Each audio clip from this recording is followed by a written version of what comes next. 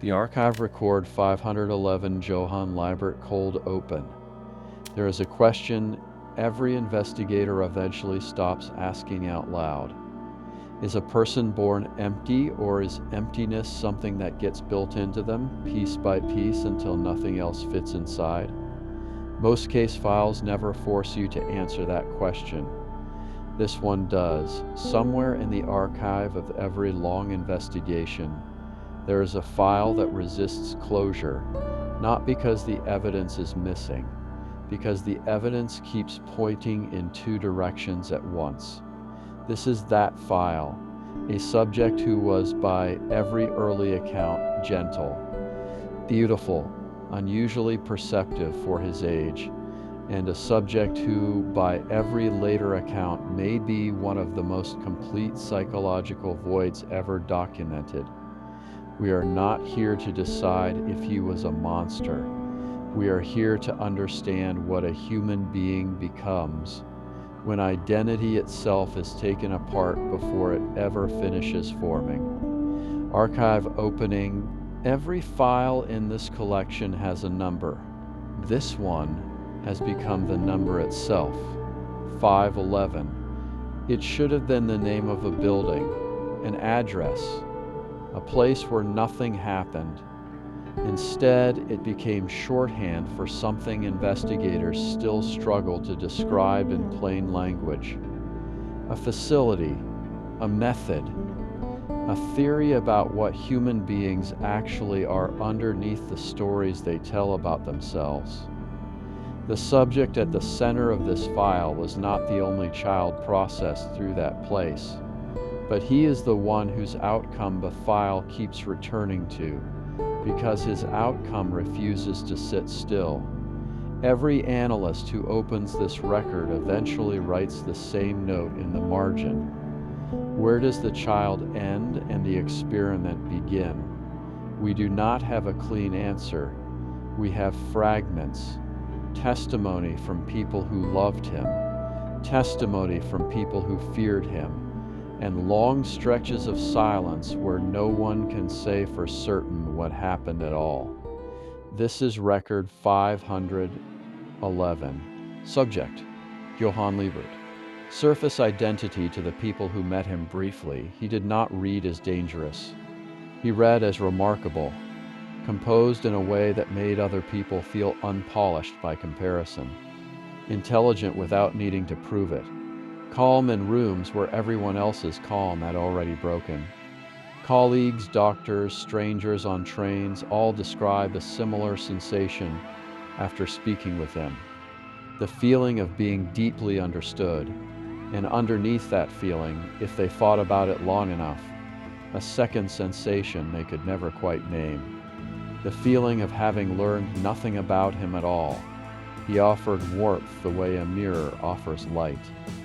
Perfectly, instantly, and without any actual source behind it. This is not simply charm.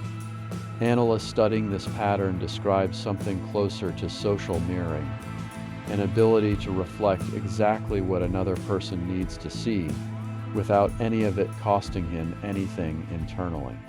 The surface was flawless. That is precisely what made it worth investigating. Hidden identity asked the people who knew him longest who he actually was, and the answers stopped matching each other. To one witness, he was a grieving young man searching for his family. To another, a quiet intellectual with unsettling patience. To others, still something closer to an idea than a person.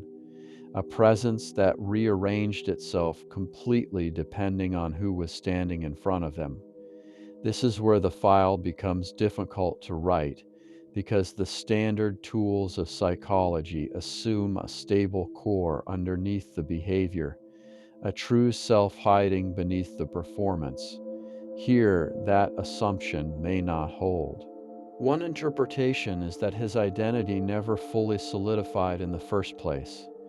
That somewhere very early, the process every child goes through, building a consistent sense of self through safety, mirroring, and stable relationships, was interrupted so completely that no single self ever finished forming. What remained was not a hidden true self. What remained was the capacity to become whatever the moment required. A second interpretation exists, and the file keeps this one open as well, that there was a self underneath, one so badly injured that constructing endless masks was not emptiness at all, but arbor. Under this reading, the void was not the absence of a person. It was a person in permanent hiding, protecting something too damaged to ever be shown again. The record does not resolve this. It preserves both possibilities, because choosing one over the other would be an act of certainty this case does not earn. Psychological timeline. To understand the adult, the file has to begin much earlier, with a child who was, by every early account, inseparable from his twin sister. Early testimony describes a closeness between them that went beyond ordinary sibling attachment, a closeness that functioned almost like a single psychological unit, two children relying on each other because the adult world around them had already become unreliable. At some point, both children were separated from their mother under circumstances the file cannot fully verify, and placed into an institution built to look like an ordinary orphanage. It was not ordinary. Kinderheim 511. The facility operated under the appearance of child welfare. Its actual function, according to surviving testimony from other children processed through the same system, was something closer to controlled psychological deconstruction. Children inside were subjected to deliberate identity confusion. Names were interchangeable. Roles were interchangeable. In some documented cases, children were made complicit in acts of violence as a condition of survival inside the system. The stated goal, according to the architects of the program, was to produce children without conscience, human beings stripped of the internal architecture that normally produces guilt, loyalty, or fear. Not soldiers, something closer to blank instruments. Survivors of this system, years later, describe symptoms consistent with severe dissociation, a fractured sense of continuous identity, difficulty distinguishing memory from instruction. The psychological language for this did not exist when the program began. It exists now, and when applied retroactively to the surviving testimony, the picture becomes very difficult to misread. This is the environment the subject and his twin sister were placed inside as children. The Nameless Monster. Among the materials recovered in connection with this case is a children's picture book, written by one of the architects of the institution itself. Its story is simple on the surface. A monster with no name enters a village and consumes the names of everyone it meets. Once a person's name is gone, their identity goes with it. They continue to exist physically, but there is no longer anyone inside recognizable as who they were before. Analysts who have studied this book alongside the subject's later life find it difficult to treat as coincidence. It reads less like a story written for children and more like a confession disguised as one, a description of exactly what the institution was designed to do, written by the person responsible for doing it. Some investigators go further, suggesting the book functioned as more than metaphor, that it may have operated as psychological programming itself, delivered to children too young to recognize what they were being taught, to believe about identity, memory, and the self. Whether the subject encountered this book directly as a child remains uncertain. What is certain is that the philosophy inside it, that a name and a self can be removed entirely, and something will keep walking around afterward, becomes the philosophy he eventually adopts as an adult, almost word for word. Core trauma. If this file were forced to isolate a single wound beneath everything that follows, it would not be a moment of violence. It would be the removal of choice. Testimony gathered from this period suggests that at some point inside the institution, the subject took on an act of horror that was meant for his sister, absorbing it so that she would not have to carry it herself. Read one way. This is not evidence of an empty child. It is evidence of an extraordinarily loving one, a child so committed to protecting someone else that he was willing to destroy part of himself to do it.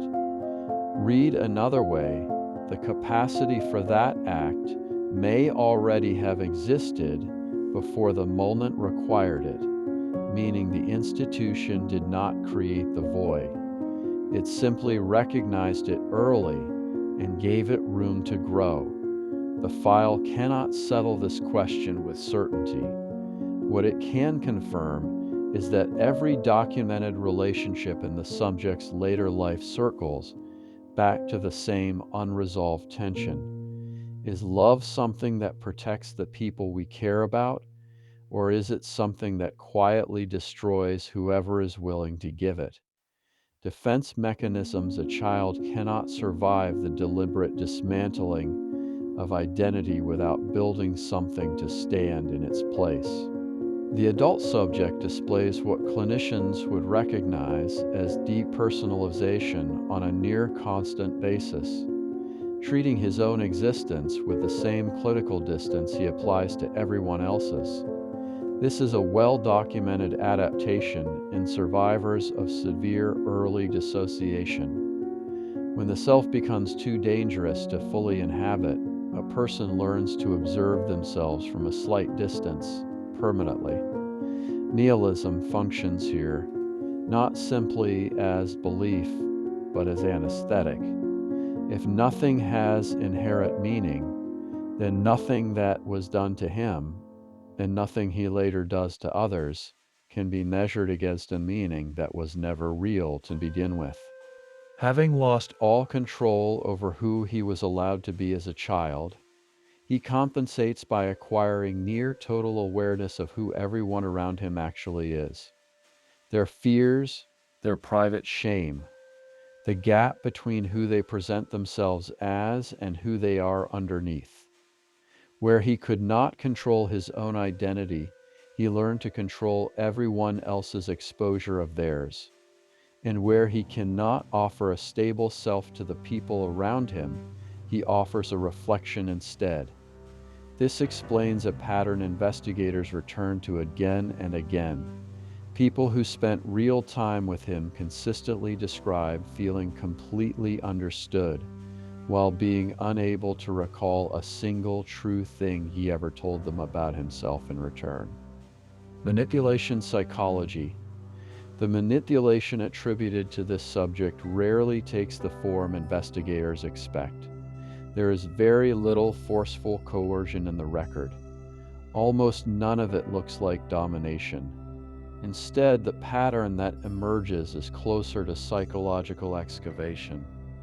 He appears to locate the exact belief a person already holds about themselves, often a belief they have spent their entire life trying not to look at directly, and simply removes the barrier keeping them from acting on it. A person already capable of violence is not made violent by him. He is, according to multiple case examples in this file, simply given permission. This is a crucial distinction, and it is the reason so many people connected to this case struggle to describe him as the cause of what happened to them. He rarely forces a door open. He finds doors that were already unlocked and steps back to watch what the person does once they realize it. Some analysts describe this as a form of psychological projection in reverse. Rather than projecting his own darkness onto others, he appears to locate darkness that already exists in them and reflects it back with such clarity. Whether this constitutes manipulation in the traditional sense or something closer to forced self-confrontation remains one of the most debated questions in this entire file. By adulthood, the belief system attributed to this subject is not chaotic. It is disturbingly coherent. If identity is not something a person is born with, but something assembled entirely by outside forces, parents, institutions, culture, trauma, love, then no one is fully who they believe themselves to be. Everyone is simply the accumulated result of forces they never consented to. Under this worldview, morality itself becomes suspect. Not false exactly, but constructed. A shared agreement people rely on to avoid confronting how little control they ever actually had over who they became. This philosophy functions as both weapon and shield at the same time. As a weapon, it justifies a refusal to be bound by conventional morality, since morality itself is treated as an illusion built after the fact. As a shield, it protects against a far more painful alternative, that his own identity was not simply shaped by uncontrollable forces in general, but specifically and deliberately taken from him by people who were supposed to protect him instead.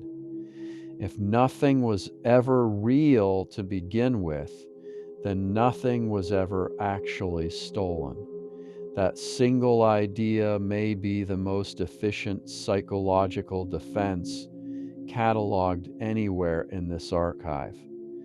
The greatest contraction here is the fracture line running through the entire file, the one detail that refuses to fit neatly into the philosophy described above.